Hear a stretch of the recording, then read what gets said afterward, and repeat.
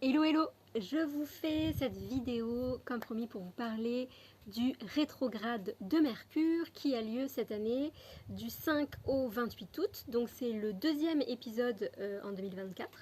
En général on vit ce phénomène 3-4 fois par an, on a l'habitude, mais je prends le temps ici de t'expliquer ce que ça veut dire.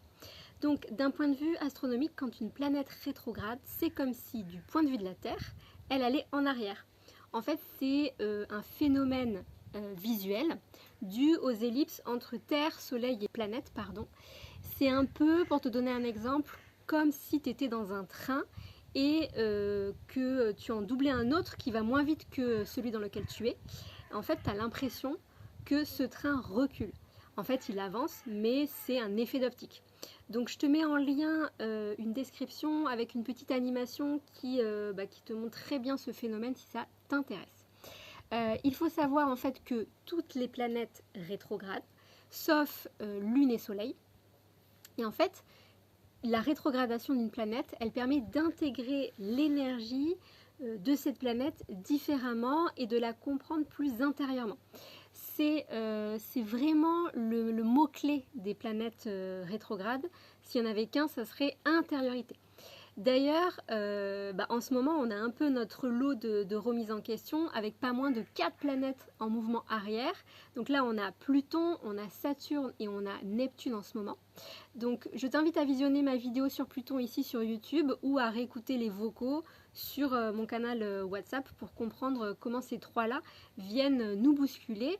Et si tu t'es abonné sur le canal WhatsApp après juin, tu me contactes et je te les enverrai. Pour vous reparler de Mercure rétrograde, c'est vrai que j'ai toujours l'impression maintenant que ça sonne un peu comme une boutade, un peu à la machine à café.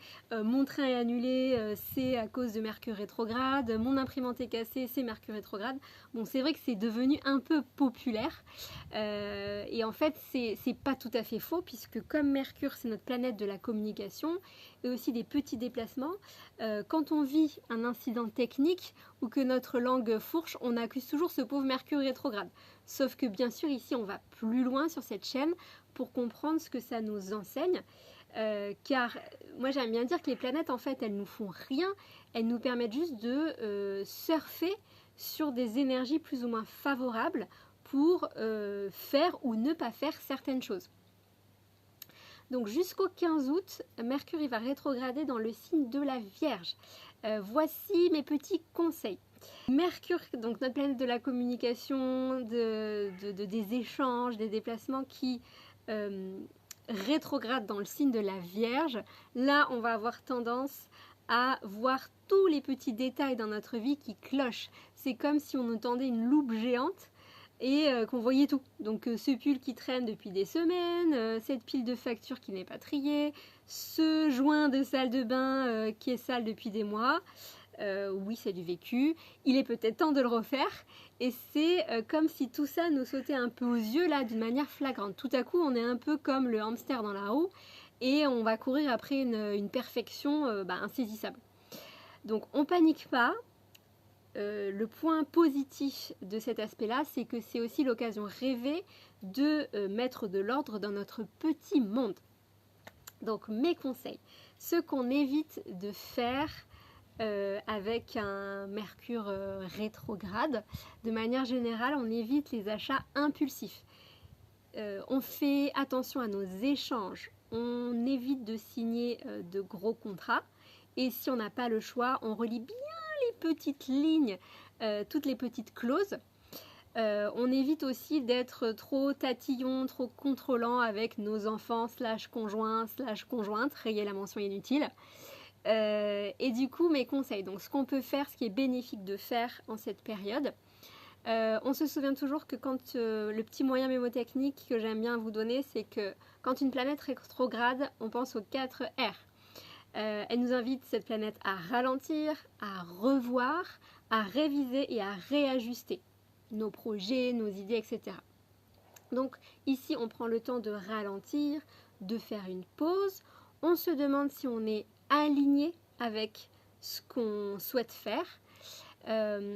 Toute notre paperasse administrative qui traîne, les mails qu'on doit envoyer, qu'on retarde, on le fait enfin, on se met au clair. on fait du tri, on fait le grand ménage dans notre appart, mais aussi dans notre tête. Pensez à faire des sauvegardes, vraiment de tous vos documents, vos photos, etc. C'est le bon moment. On dort un peu sur tous nos mails touchy. C'est pas le moment de s'affoler par écrit. Vous relisez bien du coup vos messages avant de les envoyer pour éviter le gros bisou envoyé à votre boss.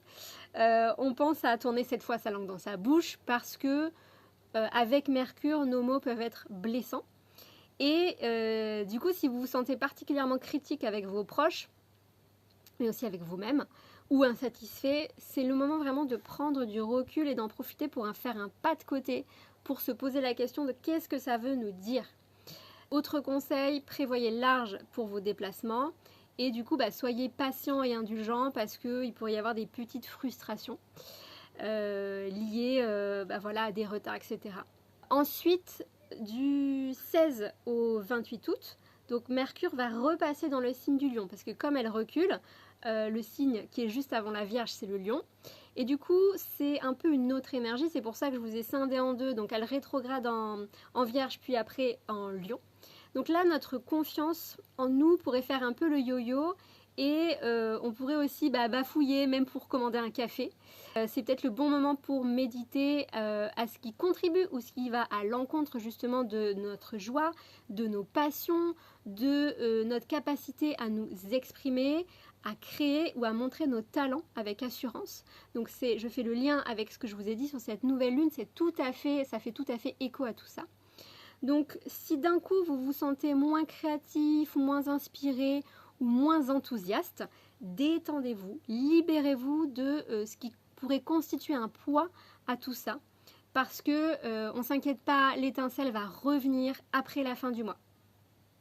Donc c'est un bon moment pour vous poser et réfléchir, trier ce qui est aligné à notre cœur et ce qui ne l'est pas.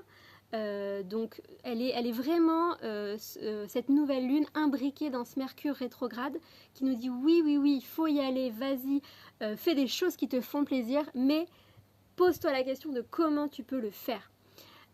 Du coup, on se pose cette question, donc de tous les projets, de nos obligations, de notre to-do list, des plans qu'on a posés, lesquels sont alignés avec nos désirs, avec notre cœur et lesquels ne le sont pas. C'est le bon moment pour élaguer un peu tout ça, pour garder ce qui doit être gardé ou pas gardé. Posez-vous la question, qu'est-ce qui vous rend vraiment unique? Qu'est-ce qui fait battre votre cœur? Qu'est-ce que vous avez mis de côté par peur? Et comment vous allez vers ce qui vous fait briller. En prenant un temps, parce qu'un Mercure rétrograde, c'est vraiment ça, ça nous invite à ralentir. En prenant un temps pour nous auto-analyser, on pourrait découvrir des talents cachés ou redécouvrir des passions un peu oubliées. Donc c'est le moment de ressortir nos crayons, nos aquarelles, notre journal intime ou notre caméra pour faire le show. Les conseils sur cette période, donc du 15 août au 28 août, on accepte en fait ce ralentissement, on reste calme parce que on pourrait ressentir une petite crise d'amour-propre et de frustration côté communication, un peu comme quand vous voulez faire une blague mais que personne ne rit. C'est ce truc-là en fait. Le lion, il est très loquace, il est très lumineux, il aime bien être sur le devant de la scène, faire le show. Mais bon, typiquement, un Mercure qui rétrograde dans le Lion, c'est je fais une bonne boutade, moi ça me fait rire. Et en fait, je fais un flop total. Voilà, vous aimez bien les exemples, donc voilà un super exemple. Donc c'est aussi une période d'introspection bénéfique pour votre ego, je l'ai dit, et pour votre créativité. Donc c'est le moment, dans son coin, de ressortir votre petit ukulélé du placard et de vous entraîner sur 2-3 chansons. Et je fais un petit clin d'œil à quelqu'un qui, je le sais, qui nous regarde, qui a un ukulélé et qui est très doué d'ailleurs. Quels sont les signes les plus impactés par cette rétrograde? Évidemment, on a la Vierge et le Lion. Que vous ayez votre soleil en Vierge ou en Lion ou votre ascendant, là, on va rentrer dans une période assez intense sur ce mois d'août. Vous pourriez vous faire un peu plus discret. C'est le moment pour aussi faire le point sur vos objectifs. Les Gémeaux aussi, c'est pas simple parce que la communication va être un vrai défi, puisque Mercure du coup gouverne votre signe, et quand elle rétrograde, c'est plus compliqué, voilà, de se faire comprendre, c'est la preuve. Là, on est dans l'énergie plus, il peut y avoir des petits quiproquos.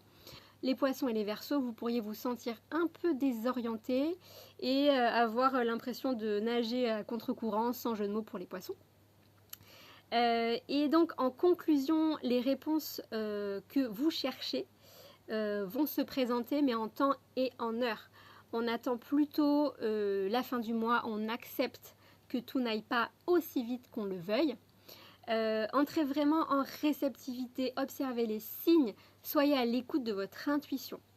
Par rapport à votre thème au natal, regardez où tombent les degrés 0 à 4 de la Vierge et les degrés 21 à 30 du Lion dans votre thème de naissance. C'est le domaine de vie ou les domaines de vie. Vous êtes prêt à une réévaluation et à revoir un peu le projet, à vous poser. Si vous avez des questions, vous savez où me trouver. Je vous dis à très vite pour une nouvelle vidéo. Bye bye!